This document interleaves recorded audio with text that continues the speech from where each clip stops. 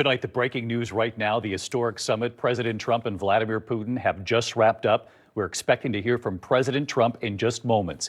ABC News live coverage starts right now. This is an ABC News special report. Trump-Putin summit. Now reporting, David Muir. Good evening. We're coming back on the air at this hour because President Trump and Vladimir Putin are about to hold a joint news conference, bringing their historic high-stakes summit in Anchorage, Alaska, to an end. The two leaders meeting for more than 2.5 hours at Joint Base Elmendorf-Richardson in Anchorage. President Trump pushing for a ceasefire in Ukraine. The president sounding optimistic. Just ahead of today's meeting, we saw them both arrive in Anchorage, Alaska late today. Air Force One arriving first, President Trump then welcoming Vladimir Putin on the red carpet. I want to bring in Mary Bruce, who's in the room. Mary, we learned just moments ago that we are expecting to hear from both leaders that they will hold a joint news conference, and they'll face questions about the future of Ukraine and whether or not they reach terms on a ceasefire. Can you tell them that? Yeah, David, to set the scene here for you a little bit, President Trump and Vladimir Putin have been meeting for several hours. I was just told that meeting is still ongoing, but reporters here were just scrambled into this room, told to expect them both to come out and face questions here any moment. The expectation being that we will shortly see President Trump side by side with Vladimir Putin fielding questions from U.S. and Russian reporters. Now, remember what the president had said going into this meeting, that if this did not go well, that he was simply going to walk, that he was going to leave. So that certainly would suggest that there are hopes for signs of progress here tonight, David. We know, Mary, leading up to today, even on Air Force One on the trip to Anchorage, Alaska, the president was asked how he would define this as successful. He said he wanted a ceasefire and that if he didn't get one today, that he would not be happy. Those were his words, David, that he would not be happy. He made very clear, especially even clearer than he had previously in the hours right before this meeting, that how he was going to define success was getting Vladimir Putin to agree to a ceasefire, or at least making significant steps in that direction. Now, he also said that when it comes to negotiating the details of any deal to come after that ceasefire, that would be up to the two countries, up to Ukraine and Volodymyr Zelensky, and up to Russia and Vladimir Putin. But the president making it very clear. He wants to walk away from this summit here today with a ceasefire and then set the stage for another meeting, hoping that what happens today, the conversation they've been having for several hours here, that lays the groundwork to finally get Vladimir Putin, Volodymyr Zelensky, and President Trump all in a room together to finally come up with a way to end this war, David. Those are the very questions, Mary, that will be asked of both of these leaders when they appear in this room in Anchorage, Alaska, just moments from now. Again, as Mary just reported, reporters from all over the world were just scrambled back into that room a little earlier than had been anticipated to take what they are expecting to hear from both of these leaders and report it back to their home countries. Again, both leaders expected to take questions as well from reporters gathered there in the audience. We've been watching all afternoon here with our live coverage on ABC, the arrival in Anchorage, Air Force One arriving, President Trump on the plane, greeting the senators from Alaska, waiting for Vladimir Putin to arrive. And there you see the arrival. Vladimir Putin shaking hands with President Trump on the red carpet, a very warm welcome. This is the first time Vladimir Putin was invited to the U.S. for a summit, for a meeting of this magnitude in more than a decade. There had been some who would criticize this, saying, why is he being invited to U.S. soil? There were others, though, within the White House and supporters who said, nothing has worked so far. So how do you get to a ceasefire? President Trump was convinced he should give this a try. They walked down the red carpet in front of the cameras, had a photo op at the end of this. You'll see the F-22s as well in some of the coverage here, the images, and then the B-2 bombers, the flyover that happened just as President Trump and Vladimir Putin were standing there. There was a moment when Vladimir Putin looked up to the sky as the B-2 bombers flew over. Another extraordinary, there it is right there. The other extraordinary moment playing out was the motorcade. Just moments after this scene right here, Vladimir Putin invited into the presidential motorcade, the Beast as it's called, a highly secure limousine for President Trump. Vladimir Putin right there riding with President Trump. You could see right through the window the smile on Vladimir Putin's face. Many back in Russia had already been reporting leading up to this summit that this was somewhat of a victory since the West has been very quiet with Vladimir Putin, has not engaged with him, has not met with him since the invasion of Ukraine 3.5 years ago. President Trump repeatedly saying this was the shot to get a ceasefire. This was his attempt to get things moving towards some sort of an end in Ukraine. Going into this, very honestly, these last couple of days, the president saying there was a 25% chance that this could fail, but he was optimistic. He said he believed Vladimir Putin wanted to make a deal going into this summit, and we're about to find out if they came to terms. We do know that there was a working lunch planned with larger delegations from both countries, and I'm told that lunch was skipped. So there was the meeting, the summit meeting itself, President Trump, Steve Witkoff, his special envoy who traveled to Russia not long ago, helping to set up this summit, and Secretary of State Marco Rubio also in the room with President Trump, two other dignitaries with Vladimir Putin as well. So it was called a 3-on-3 meeting, 6 people in that room. And we're about to watch live with the rest of the world what these two leaders have to say. Martha Raddatz watching the coverage all afternoon, joining us as well here tonight. And Martha, also watching the people of Ukraine, President Zelensky, who was promised a phone call from President Trump after the summit, I'm sure eager to hear what they've come to terms on. I'm sure he is, David, and he has been watching closely. As you know, he was quite upset that they had a meeting without him because it is his country's fate they are discussing. But, you know, President Trump also said one thing in the last few days, and he said he would know within the first 2 minutes if things weren't going well. Well, it's several hours later, so hopefully that is a good sign that they kept talking and that they will come out together. We don't know any of that yet, but we know he passed that 2-minute mark. You also, David, mentioned those stark images that we saw today, really stunning images of Vladimir Putin arriving here in Anchorage on that red carpet, smiling from the beast, the presidential limousine, shaking hands with President Trump, and that flyover, which I think was meant to be a bit of a show of force, also added to the pageantry here. So indeed, I think Vladimir Putin was quite pleased with that arrival. But you did see that warm relationship between the two men. And that may well help in any of these meetings because they do have a relationship.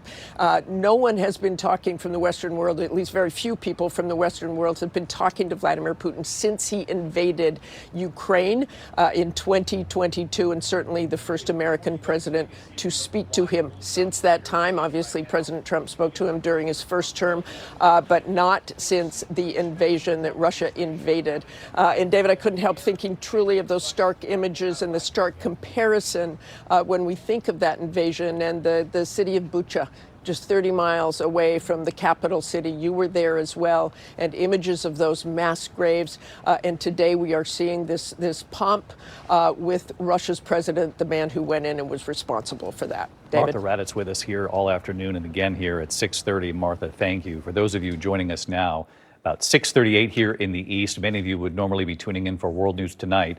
What you're watching is ABC News live coverage out of Anchorage, Alaska. This is the base where President Trump and Vladimir Putin have been conducting their very high-stakes summit. President Trump acknowledged that. Those are the words that he used, knowing that this summit would be somewhat of a gamble going into this. President Trump himself said he's had meaningful conversations with Vladimir Putin along the way, that the words don't always hold up. I want to bring Mary Bruce back into this. She's inside that room. Mary, give me a sense of the room and how quick this scramble was to get everyone back in, because you all learned that there has been some sort of wrap to this meeting and some sort of announcement that they're going to want to make together on that stage. Yeah, certainly a sign that there's some kind of progress here that has been happening. We haven't gotten yet the official word that this meeting, that this bilateral meeting that has now been going on for over 3 hours, we haven't been told officially that that has wrapped yet. But clearly, as you mentioned, this meeting and their time together was supposed to go on for much longer. They were expected to have that meal together, a bigger sit down between the two delegations. That appears to have been scrapped. All of us reporters who were sitting here, getting our questions ready, waiting, sort of hunkering down, expecting several more hours before we would be in this position, suddenly scrambled, racing in here. I'm surrounded by hundreds of reporters, hundreds of cameras, the U.S. press, the White House delegation, the Russian press, everyone here now sitting at attention, waiting to learn what has happened, what progress, if any, has been made. And as we said, the president had indicated he would simply walk away if there was not something to announce. Clearly, there is now something to announce. It is not just this room home that is waiting. It is the world, and it is certainly Ukraine who has the most on the line in this summit, waiting eagerly to learn what has been discussed, what progress has been made. And remember, the president did say that he was going to call President Zelensky as soon as he wrapped up his meeting. Another question that we will have for the president here, David. Mary, you've covered President Trump for many years. You covered him as a candidate as well. And we both know that he knows what 6:30 means back in the United States, that millions of Americans tune in for the evening news. He knows by calling this news conference now that he'll have additional eyes watching whatever comes of this summit. Regularly does it a bit differently than past presidents, where he just sort of picks and chooses and calls on. David, I think I lost you there for a moment, but certainly I believe you were alluding to President Trump's stagecraft. He certainly understands the timing of broadcasts. He certainly knows that if he wants to get a lot of attention and eyeballs, he knows how to do it, and he certainly is doing just that right now. Mary Bruce, inside the room as we await a news conference, a joint news conference with President Trump and Vladimir Putin, obviously of Russia, for this historic summit on U.S. soil in Anchorage, Alaska. They have been meeting for more than 2 hours. President Putin had said going into this meeting that he wanted to talk about more than just Ukraine. He was aware that President Trump wanted a ceasefire. He talked about the sincerity of that, the energy of that was complimentary to President Trump in the days leading up to this summit, but also said he wanted to talk about the economy, business relationships, and nuclear issues with President Trump as well. Obviously, we'll have to wait to hear what they tell reporters as to what was discussed. You heard Mary talk about the people of Ukraine also waiting to hear if there's been any movement in trying to end this war. I want to bring in Ian Pannell, our chief foreign correspondent. He's in Kyiv. He's covered the war for years now for us. And Ian, I gather many people are up in the middle of the night there waiting to hear if there's been any movement here. Yeah, that's right, David. I think everyone is fixed onto their TV screens, listening to their radios and waiting to see what the news is, not least, of course, the president of the country, Zelensky, who is promised that phone call from President Trump when this meeting finishes. I think many people were concerned that if it ended quickly, perhaps it was bad news. But if it ends quickly and there's a joint press conference, then perhaps hopes are raised that there could be a ceasefire. But people are going to be very cautious here. They've been burnt before. Ukraine has signed peace deals in the past involving America, involving Russia, that have been broken, promises that have not been kept. So people will want to see the details of this. Stage one, of course, would be a potential ceasefire, but then comes the tricky part of negotiations, potentially a trilateral meeting involving Zelensky, Putin and Trump, but then they've got to try and resolve some of the differences. Russia occupies 20% of Ukrainian land, 1/5 of the territory has Russian troops on it. They're going to have to negotiate what happens to that territory, who controls it, and as well, Russia also maintains its original aims of the war, set out. We were standing here 3.5 years ago talking to you as the war started. Vladimir Putin saying essentially he doesn't recognize Ukraine as a valid state, doesn't want it allied to the West, doesn't want it part of NATO, and doesn't want it militarily strong. So how are you going to bridge those important differences? Those are the details that will have to be worked out. But if, and it is a large if at this moment, they come onto that stage and they announce that there is a ceasefire, there will be enormous relief in this country. Finally, people will be able to rest, at least for now, and then worry about what comes tomorrow. Yeah, it's impossible to overstate the challenge that lies ahead, whether there is a ceasefire here or not. Ian, something that you just brought up, which I think is really important for our audience, is just to remind them of where this all stands. Of course, Americans have been deeply following the war in Ukraine since the invasion more than 3.5 years ago. And Ian, as you point out, Russian gains, they are now overseeing, if you will, or in control of, at least for now, about 20% of the eastern part of Ukraine. Vladimir Putin has signaled that he doesn't want to give any of that up. In fact, there are a couple of areas where he wants more territory. And of course, President Zelensky has said that territory is rightfully belongs to Ukraine and the people of Ukraine, that the Constitution wouldn't allow him to give that up, even though Russia made gains after the invasion. So again, if, and it's a big if, they announce a ceasefire here today, it would seem there's going to be quite a challenge when they get President Zelensky, President Putin, President Trump to a table, if that's what potentially is coming next here. Yeah, it's a huge gulf. It's not just that Vladimir Putin wants that territory. He also changed his constitution. He now enshrines Ukrainian provinces, think of them like American states, as part of Russia. So that would mean rechanging the Russian constitution to relinquish that territory, which seems unthinkable. I mean, Russian troops are on the front foot, on the front lines in the east of the country at the moment. They're not taking huge amounts of ground. The front lines have moved marginally over time, and Russian troops are slowly advancing at a cost of tens, if not hundreds of thousands of lives to Russia and to Ukraine. But nevertheless, Ukraine is stretched very, very thin. The flow of weapons, the flow of defensive weapons and offensive weapons has slowed down. Those long-range weapons that President Biden agreed to give to Ukraine has effectively stopped. That President Trump has not authorized those long-range weapons to continue to flow. So Ukraine's ability to defend itself has been weakened. Ukraine knows it's on the back foot, but again, Zelensky is in the same position. His constitution enshrines the integrity of Ukrainian land. And that's something that the Europeans have been trying to stress to Donald Trump, that you can't negotiate away the territory. So how do you resolve that? How do you recognize somehow that Russia occupies parts of your land and have a lasting peace? And again, I go back to peace treaties that have been broken before, Ukrainians mistrustful.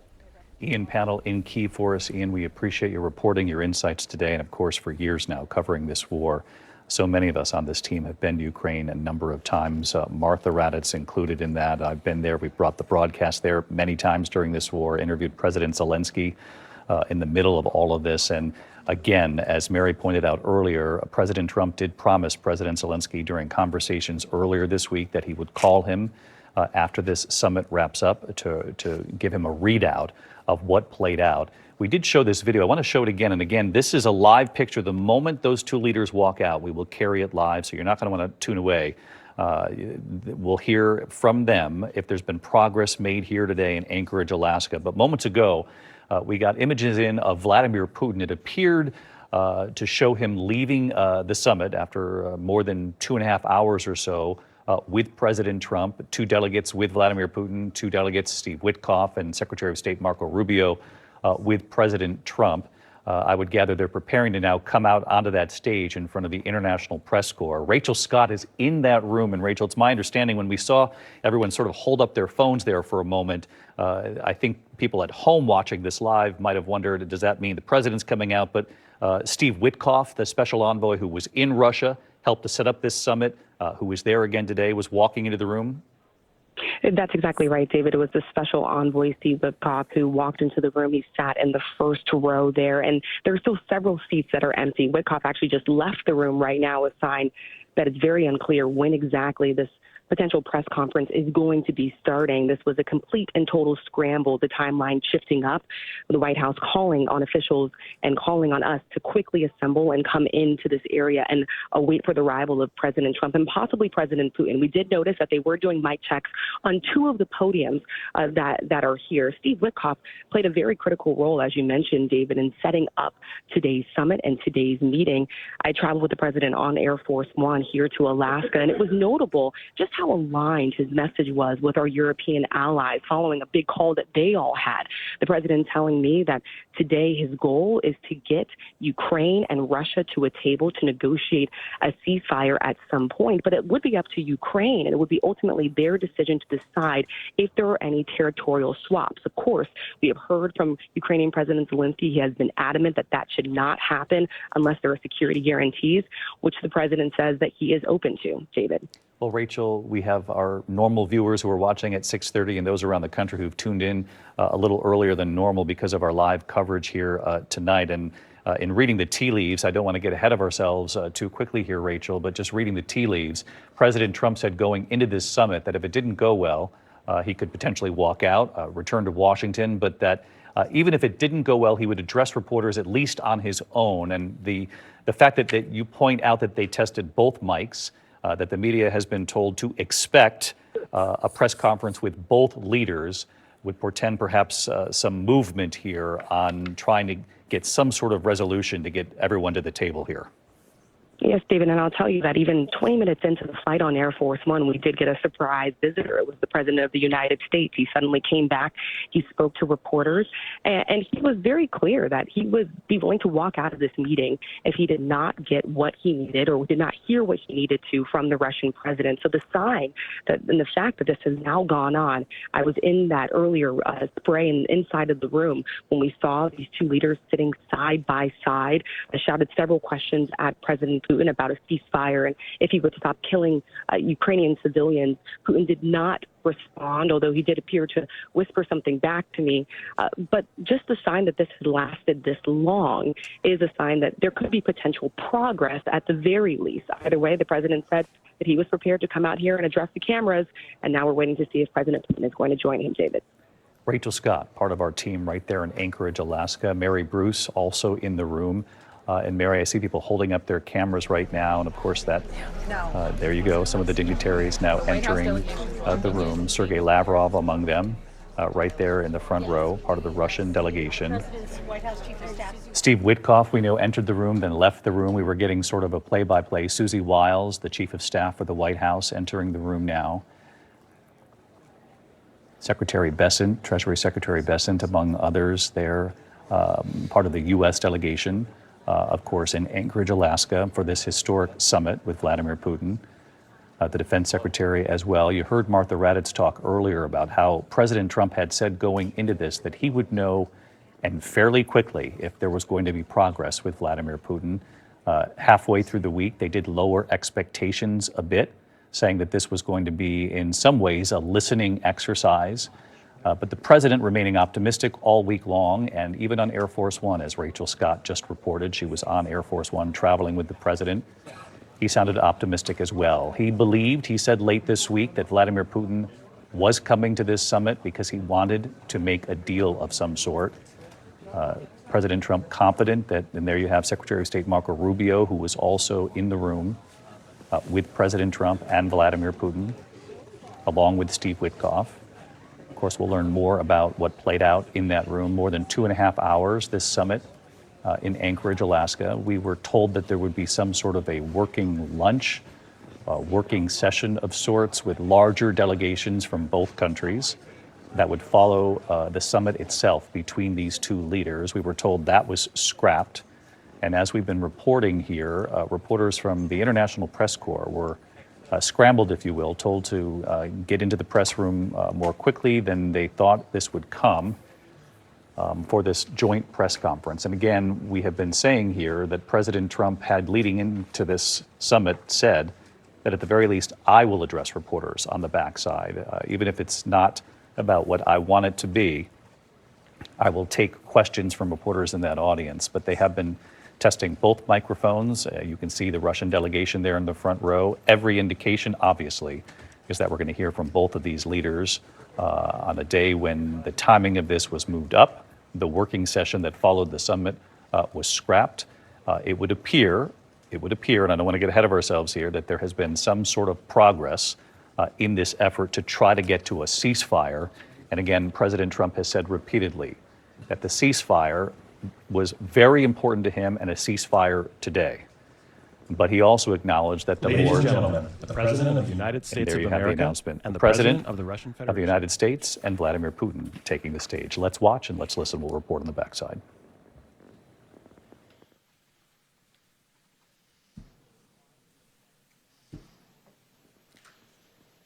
Уважаемый господин президент, дамы и господа, наши переговоры прошли в конструктивной и взаимоуважительной атмосфере.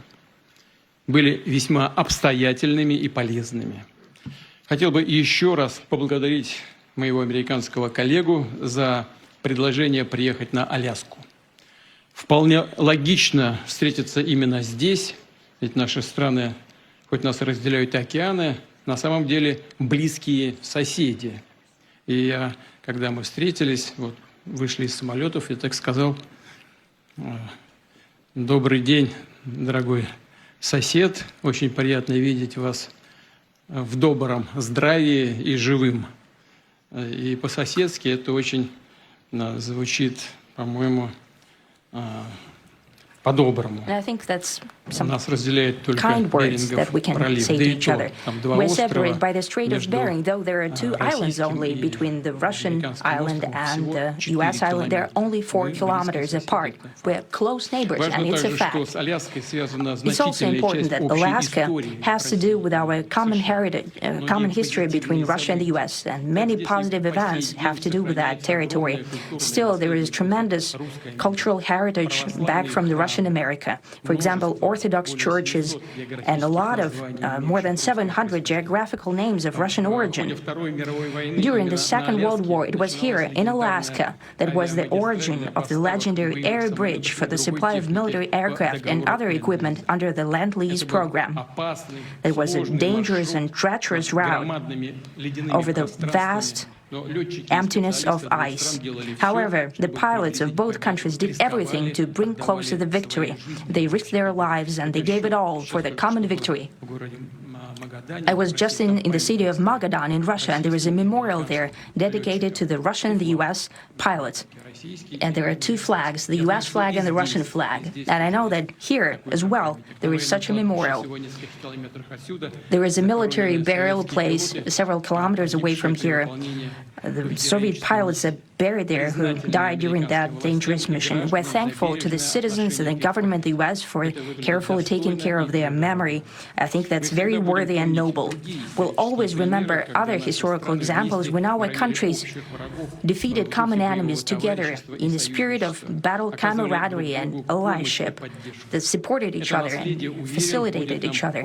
I'm sure that this heritage will help us rebuild and foster mutually beneficial and equal ties at this new stage, even during the hardest conditions. It is known that there have been no summits between Russia and the U.S. for 4 years, and that's a long time.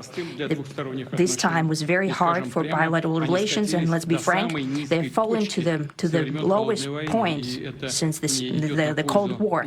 I think that's not benefiting our countries and the world as a whole. It is apparent that sooner or later, we had to amend the situation to move on from the confrontation to dialogue. And in this case, a personal meeting between the heads of state has been long overdue. Naturally, under the condition of serious and painstaking work, and this work has been done in general. Me and President Trump have very good direct contact. We've spoken multiple times. We spoke frankly on the phone. And special envoy of the president, Mr. Witkoff, traveled out to Russia several times. Our advisors and heads of foreign ministries kept in touch all the time. And you know fully well that one of the central issues was the situation around Ukraine. We see the strive of the administration and President Trump personally to help facilitate the resolution of the Ukrainian conflict. And his strive to get to the crux of the matter, to understand this history, is precious. As I've said, the situation in Ukraine has to do with fundamental threats to our security. Moreover, we've always considered the Ukrainian nation, and I've said it multiple times, a brotherly nation, however strange it may sound in these conditions. We have the same roots, and everything that's happening is a tragedy for us and terrible wound.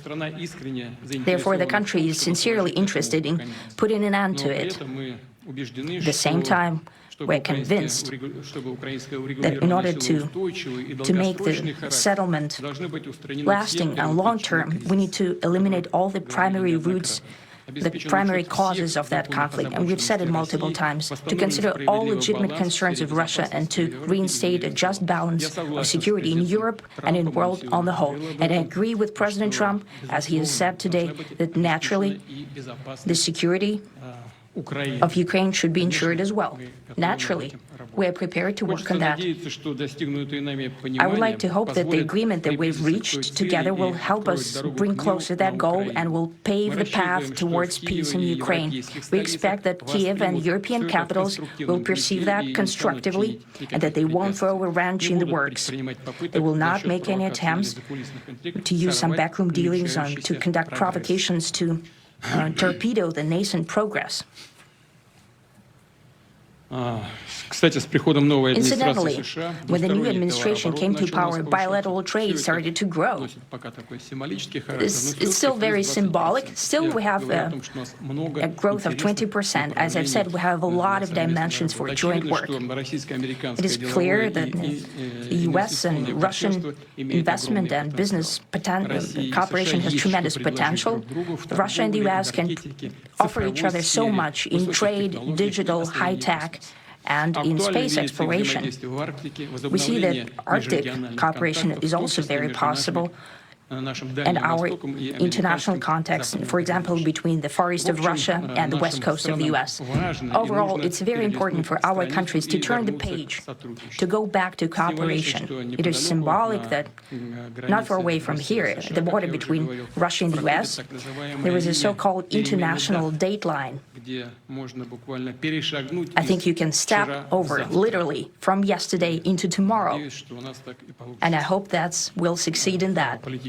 In political sphere, I would like to thank President Trump for our joint work, for the well-wishing and trustworthy tone of our conversation. It's important that both sides are result-oriented, and we see that the President of the U.S. has a very clear idea of what he would like to achieve. He sincerely cares about prosperity of his nation.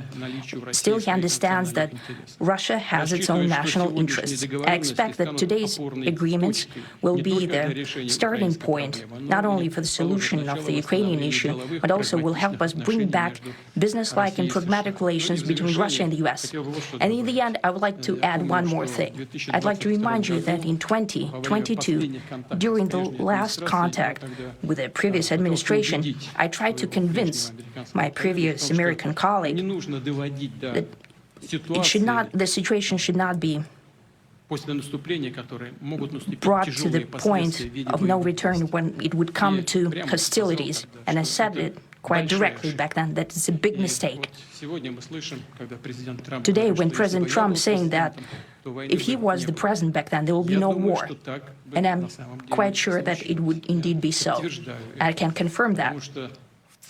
I think that overall, me and President Trump have built a very good, business-like and trustworthy contact.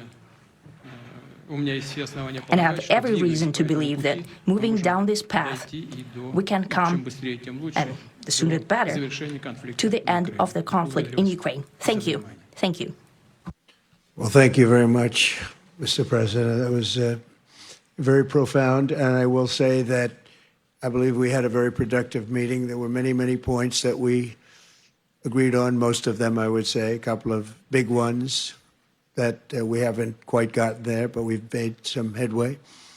So there's no deal until there's a deal. I will call up NATO in a little while. I will call up the various people that I think are appropriate, and I'll, of course, call up President Zelensky and tell him about today's meeting. It's ultimately up to them. They're going to have to agree with what Marco and Steve and some of the great people from the Trump administration who've come here, Scott and John Ratcliffe, thank you very much. But we have some of our really great leaders. They've been doing a phenomenal job. We also have some tremendous Russian business representatives here, and I think everybody wants to deal with us. We've become the hottest country anywhere in the world in a very short period of time, and we look forward to that. We look forward to dealing. We're going to try and get this over with. We really made some great progress today. I've always had a fantastic relationship with President Putin, with Vladimir. We had many tough meetings, good meetings. We were interfered with by the Russia hoax. That made it a little bit tougher to deal with, but he understood it. I think he's probably seen things like that during the course of his career. He's seen it all, but we had to put up with the Russia hoax. He knew it was a hoax, and I knew it was a hoax, but what was done was very criminal. But it made it harder for us to deal as a country in terms of the business and all of the things that we'd like to have dealt with. But we'll have a good chance when this is over. So just to put it very quickly, I'm going to start making a few phone calls and tell them what happened. But we had an extremely productive meeting, and Many points were agreed to.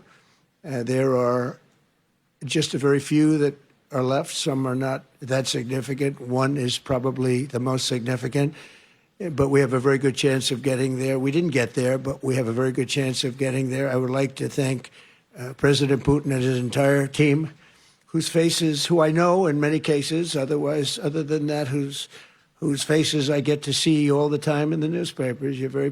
You're almost as famous as the boss, but especially this one right over here. But we had some good meetings over the years, right? Good, productive meetings over the years, and we hope to have that in the future. But let's do the most productive one right now. We're going to stop really 5, 6, 7,000, thousands of people a week from being killed, and President Putin wants to see that as much as I do. So, again, Mr. President, I'd like to thank you very much, and we'll speak to you very soon and probably see you again very soon. Thank you very much, Vladimir. Next time in Moscow. Oh, that's an interesting one. I don't know. I'll get a little heat on that one, but I could see it possibly happening. Thank you very much, Vladimir. And thank you all. Thank you. Thank you. Thank you so much.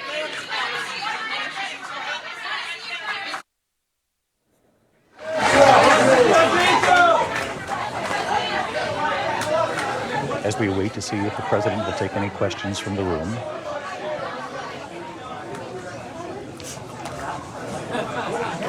There you have it. Vladimir Putin first addressing reporters, then President Trump addressing reporters as well, talking about what he called, this is President Trump, an extremely productive meeting. That's how he characterized the summit. He said, many points we agreed to. There are some points left, including one point that's pretty significant. Did not go into detail about what that point was. He did say we're going to save thousands of lives, and he believes that President Putin wants that as well, but didn't clearly say flat out that they have agreed to a ceasefire that begins, whenever. That was not declared by either one of these leaders. He also said that he would be contacting NATO and calling President Zelensky, as we had been reporting in our coverage earlier today. President Trump earlier this week promised that he would call President Zelensky after this summit. So a clear indication from President Trump that that call has not happened yet, though he fully intends to do so. He also intends to call his European allies in the EU, leaders of, I gather, the UK, France, other countries that have been involved in the coalition that has supported Ukraine from the very beginning. I want to bring in Mary Bruce, who is in the press briefing room. And Mary, if you can hear me, I'm just bringing the audience up to speed here on what we have just witnessed here together live on the air. Again, President Trump calling this extremely productive, saying many points agreed to, some points left. He said one point is pretty significant, but he suggested that perhaps we could get there. I did not hear, and correct me if I'm wrong, I did not hear any declaration of a ceasefire. No, you certainly did not. And I have to say, I don't think I've ever been left after hearing from the President of the United States with so many questions. They both came out in these short remarks suggesting that progress has been made. Vladimir Putin using the word agreement, saying, I expect that today's agreement will be a good starting point. The president referencing the fact that they aren't quite there, which hinted at the point that they didn't get, it appears, the full ceasefire that President Trump was hoping for, but he kept alluding to this progress. What is the progress? That is the big question, and one that we still do not have the answer to. This was incredibly vague, and I have to say, with quite literally the entire world watching, with the future of Ukraine hanging in the balance, to not have any clarity here is pretty astounding. Now, President Trump said he was going, obviously, to be speaking with Ukrainian President Zelensky. He was hoping that coming out of this meeting that they were going to have a ceasefire and that he was going to be announcing a trilateral meeting, that he was going to be announcing that they were finally going to get Vladimir Putin and Volodymyr Zelensky in the same room. It seems we are still a ways away from that, David. So, Mary, perhaps I'll give you a little break here. For our audience at home, we're going to stay on the air through 7:30 Eastern here for another 20 minutes or so.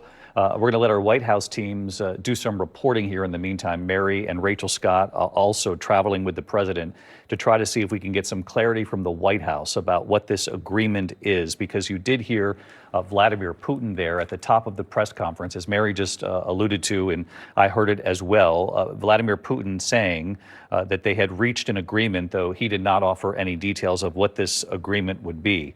Vladimir Putin talking about the relationship between the U.S. and Russia, the chilliness to that relationship for a very long time. He said it was time to re-engage both countries. He talked about Alaska too, by the way, and the history of Alaska, which, by the way, was sold to the U.S. back in 1867. Many of you have read that in the coverage leading up to this summit. Sold for $7.2 million back in 1867. Talked about the history of Alaska. The common heritage, he called it. Vladimir Putin then went on to talk about the economy and about trade with the U.S., talked about the trustworthy nature of the conversation with President Trump and the others who were in the room from the Trump administration. And he used the word agreement. We all took note of that. The control room did as well. And we were hoping that when President Trump began speaking, that perhaps he would shed some light on what this agreement is. So when President Trump began speaking, you all heard it with us at home. He said it was an extremely productive meeting. Many points agreed to, some points left. And I have the actual quote here because I think this is the most clarity we had from President Trump. We had an extremely productive meeting and many points were agreed to. There are just a few that are left. Some are not that significant. One is probably the most significant, but we have a very good chance of getting there. I guess my notes were pretty close to what the actual quote was. Martha Raddatz, our Chief Global Affairs anchor, is on the ground in Anchorage. And Martha, we knew this would be high stakes. President Trump used those words going into this summit. And as of now, there is not much clarity as to what this agreement that Vladimir Putin noted is. And certainly they did not use the word ceasefire. They did not use that word at all, and that's what President Trump said. Unless he had a ceasefire at the end of these meetings, there would be severe consequences. It certainly doesn't sound like anything like that is going to happen. But as Mary said, it was completely vague. I think all of us were sitting there waiting for Donald Trump to announce just what an agreement was, if there was an agreement, and we got nothing. In my notes, David, I have that Donald Trump said no deal until there is a deal. So that's probably the firmest thing he said, that there was no deal, even though he said there was progress in these several different points. And, obviously the Russians have several sticking points. Ukraine has a lot of sticking points, and we don't know exactly what Donald Trump believes was agreed upon in this meeting. But it does not sound, and he certainly did not announce any kind of ceasefire, and that is what Donald Trump said he wanted, and it doesn't appear that's what he got. Is there progress in that relationship? Vladimir Putin seemed very happy about the meeting and getting to meet with Donald Trump again. You heard the president also bring up what he calls the Russia hoax. That in 2018 is what he talked about a lot. But this meeting, there is so much at stake. The future of Ukraine, people on the ground, war, and the incredible toll that war has taken over these past 3 years. So the call to Zelensky, I don't think he is going to be pleased about that call, because just listening to Vladimir Putin say how the relationship has changed and that they're talking again is not necessarily going to please Zelensky. David. Well, Martha, your notes match mine. I have here no deal until there's a deal, according to President Trump, and that he then went on to say, I will be calling NATO shortly, and I will be calling President Zelensky, of course, of Ukraine. And as I had mentioned, there had been a conversation earlier in the week involving President Trump, European leaders, and President Zelensky, during which President Trump promised President Zelensky that he would call him right after the summit. President Trump telling the world that the call hasn't happened, though he fully intends to do that. I want to bring in our chief foreign correspondent, Ian Pannell, because, Ian, you were watching this play out live right along with the rest of us. You've spent a lot of time in Ukraine. What did you read into what you heard? And you and I were talking before they came out on that stage and talked about the fact that Russia now has 20% of Ukraine's territory.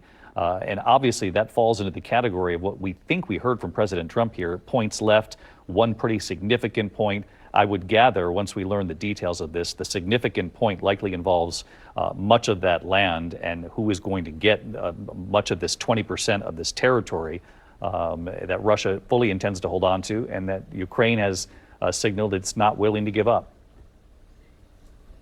Yeah, I think there's far more that we don't know than we do know after that press conference. I think many people were sat, glued, watching the TV, waiting to hear what the announcement was, and are rather perplexed now. I think the cynics would say there was much ado about nothing. There was no mention of a ceasefire, and for now the war continues. There's no indication that the guns will stop firing, the drones will stop flying, the ballistic missiles will stop landing on civilian buildings across the country, and the trenches will continue to shoot at each other on the front line. So there's no, at the moment, in the details that we have, there's no indication of an immediate relief for the Ukrainian people. President Zelensky will be waiting for that phone call from Donald Trump to find out what it is that they did discuss. As you say, Vladimir Putin indicated there was an agreement. President Trump didn't go that far. He said there's no deal until there is a deal. So what are the details? And if you can't even get to the first stage of agreeing, which is what Ukraine have been pushing for, with American backing, with the backing of the so-called coalition of the willing, Britain, France and Germany, as well as other allies, that you start with the ceasefire and then you go on to negotiate all those difficult details about what you do with the land that Russia's occupying, what do you do with the 20,000 children that have been taken by Russia, how do you resolve reparations and all those issues. That was supposed to be the way that this happened, but they didn't. As far as we understand, even get to a point where they could agree a temporary ceasefire, a temporary cessation of hostilities, and that is going to be deeply disappointing to many people here. If you're sat at home with your children close in arms, worrying about whether or not the drones will start flying again tonight, you just heard no relief at all. So again, 7:16 here in the East. We're going to stay on the air until 7:30 to see if we can get any more reporting on this. Ian Pannell, of course, our chief foreign correspondent, who is in the capital of Kyiv, reporting on how Ukrainians are likely going to receive this news, that even though President Zelensky was not at the table and they were not happy about that, they were very hopeful that President Trump would be able to convince Vladimir Putin to at least establish a ceasefire. President Trump made that very clear on Air Force One again today on his way to Anchorage, Alaska, that he wanted the ceasefire and he wanted it today. And he said if there wasn't one, he would not be happy. Here is that quote. I asked for a full readout. I just want to make sure that everyone's up to speed at home on this. This is the quote from President Trump a short time ago. There were many, many points that we agreed on. Most of them, I would say, a couple of big ones that we haven't quite got there, but we've made some headway. So there's no deal until there's a deal. I will call up NATO in a little while. I will call up the various people that I think are appropriate. And of course, I will call up President Zelensky and tell him about today's meeting. And so ultimately, up to them. Up to them. And Mary Bruce, our chief White House correspondent, I want to go back to you in the room. Obviously, the major unanswered questions. We heard Vladimir Putin use the word agreement. Any more reporting on what that could entail? And then obviously, President Trump. You know, I also take note, it's very rare that President Trump would hold a sort of a news conference like this and then not take any questions on the backside. You know, there's a critique of all sorts of critiques of presidents in the past, some who wouldn't take questions, some who took too many. That is not something that people have critiqued President Trump for. He often takes questions, and it was quite notable that he left the stage even though there were questions being shouted out and did not take any of them. Yeah, it is incredibly rare for President Trump to come anywhere near the White House press corps and not take at least a few questions, especially on such a grand stage as this, when he knows that everyone is waiting and trying to figure out what came of this meeting. And we are still trying to get clarity on that. I can tell you our entire team is frantically trying to figure out what progress has been made. You heard Vladimir Putin, as you said, mention that there's been an agreement. The president, you read that quote from him. He went on to say, we didn't get there, but we have have a very good chance of getting there. Well, we still don't know exactly what that means. What remains to be worked out? What was the progress that was made? And you have to remember that going in to today's meeting, the president was well aware that he was facing a lot of criticism and pushback and concerns that he was already handing Vladimir Putin a win simply by meeting with him, simply by essentially bringing Vladimir Putin out of the isolation that he has faced from Western leaders for the last 3.5 years since he invaded Ukraine. Vladimir Putin today got a lot of what he wanted. He got this huge photo op, that friendly welcome from President Trump, the two of them rather chummy on the red carpet on the tarmac earlier today, then meeting one-on-one for 3 hours. More than that, Vladimir Putin had a chance to discuss other issues we know beyond Ukraine with President Trump and his delegation, things like nuclear arms control, trade, economic cooperation. It appears for now he still doesn't have to have a ceasefire, and that is something that Vladimir Putin certainly does not want right now, even though Ukraine and Western leaders are trying to up the pressure on him to do that. And as Martha and you were discussing earlier, for now he avoids those punishing sanctions. It was just a week ago, last Friday, that was supposed to be deadline day when President Trump was threatening to put new punishing sanctions on Vladimir Putin. Instead of that, he has avoided those sanctions. He has gotten this one-on-one, face-to-face to make his case on Ukraine and a host of other issues to President Trump, and he still does not have to. It appears for now he hasn't agreed to a ceasefire, David. That's right. So just let's underscore this for a second here, Mary, because again, Mary, you were reporting for the days leading up to this. And in fact, there were the sanctions that were set to go into effect. Suddenly, the sanctions did not happen.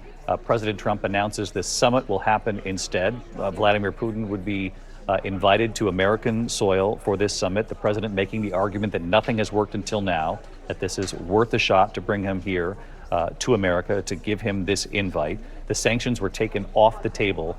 Then this week, in your reporting and in others from our team, President Trump did say from the White House that if there was not a ceasefire, if there was not progress, there would be, in his words, severe consequences. So that remains, again, the sanctions, the threat of potentially severe consequences. You have to put that up against the signal that we heard from President Trump about some points left. One of them is pretty significant. The president also looking past sort of the conflict in Ukraine, talking about better relations and in particular business relations with Russia. We didn't hear about sanctions or severe consequences, and we didn't hear, obviously, about any agreement in the short term for a ceasefire. That would be easiest to come up with. No, we did not. And look, the president had said, that if they didn't reach a ceasefire, he would put in place those punishing economic sanctions, even though President Trump, by his own admission, has previously conceded that sanctions really don't bother Vladimir Putin. They haven't certainly done much to move the ball in the past, but he was promising that if they couldn't reach a ceasefire here, that there would be consequences. That's one of many questions remaining here. Will there still be those consequences? And of course, he also said that if they didn't reach a ceasefire, he was going to walk away. Well, it certainly didn't look like he was walking away. Based on the brief remarks that we heard here just moments ago, it seems like he is saying, let's still give this a go, even though the president clearly didn't get exactly what he wanted here. So many questions here. Mary, just get our control room's attention if you hear anything back from the White House. I know you've put in some calls just to see if we can get some clarity. Mary, thank you for your reporting. Rachel Scott will be traveling. She's in the press pool, traveling with the president back on Air Force One if and when he takes flight to get back to Washington. And she was able to get questions to him on the way here as well. So perhaps that will be a window into what we're dealing with here, what we should be reporting on as far as what's been achieved or what hasn't, quite frankly. I want to bring back in Martha Raddatz because, Martha, not only have you and I traveled to Ukraine, you recently were in Russia. You witnessed in that country what it has been like with Vladimir Putin not getting the attention of Western leaders. He hasn't since the invasion of Ukraine. And you juxtapose that with the images of him arriving in Anchorage, Alaska today, a very warm welcome embrace on the red carpet, and perhaps one of the most telling images that actually just sort of traveled the world almost immediately was Vladimir Putin's smile through the presidential limousine when he got into the what's called the Beast with President Trump to travel to the summit together. It would seem, at least as far as that's concerned, the PR part of this for Vladimir Putin is exactly what he was looking for. I think it's exactly what he was looking for, David, especially, as you said, in the backseat in the Beast, alone with President Trump side by side in the U.S. presidential limousine. Now, in Russia, when I was there, he had the military parades there that are an incredible sight to see, lots of goose-stepping soldiers. I also, on that day in May, interviewed Dmitry Peskov, his spokesperson, and I asked him about those sanctions and just what Mary was saying. He said, well, I understand there's pressure to speed up the process, but you know, it's very hard to threaten Russia with sanctions. We are a country that is not loaded and is not overloaded by sanctions. We are the country that's experiencing maximum sanctions, and we're a country that's used to living with sanctions and used to living with sanctions quite well. Now, just walking around Moscow, it's a beautiful city. There's no question about that, but people are suffering. The economy really is suffering there. People are suffering. So he may say that again and again, and it was pointed out to me, well, look, you know, Starbucks left, but we've replaced it with Stars Coffee. We're doing just fine. But you really dig deeper there, and there is truly an economic crisis. But Vladimir Putin doesn't seem to care about that. And if there was no ceasefire today, and if, given what President Trump said, he's now dodged those threatened sanctions, a couple of times, David. Last Friday, when he agreed to this summit and said, you know, the deadline's passed, but we'll have this summit together. And today, if there is not an agreed upon ceasefire, and as Mary said, it does not appear to be the case today, then where are those severe consequences? So there are so many questions left, David, and so much to learn for the rest of the world, and especially there in Ukraine. So on this point, David. Martha, just before I let you go here, we have a few seconds left on this point. No deal until there's a deal, President Trump said. He said many points left we agreed to, but some points left. One point is pretty significant, he said. But Martha, we know President Trump said going into this, he wanted immediately to set up a second meeting, a second summit with President Zelensky and Putin. Didn't hear the word ceasefire, said there are points outstanding, so it would seem any hope of this secondary meeting feels a ways off here.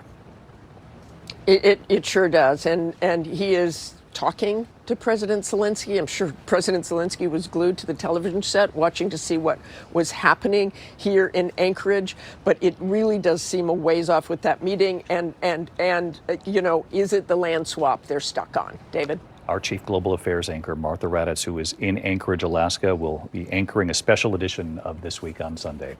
I thank you for being here on a Friday night. Our coverage continues on ABC News Live, abcnews.com. From all of us at ABC News, good night. This has been a special report from ABC News.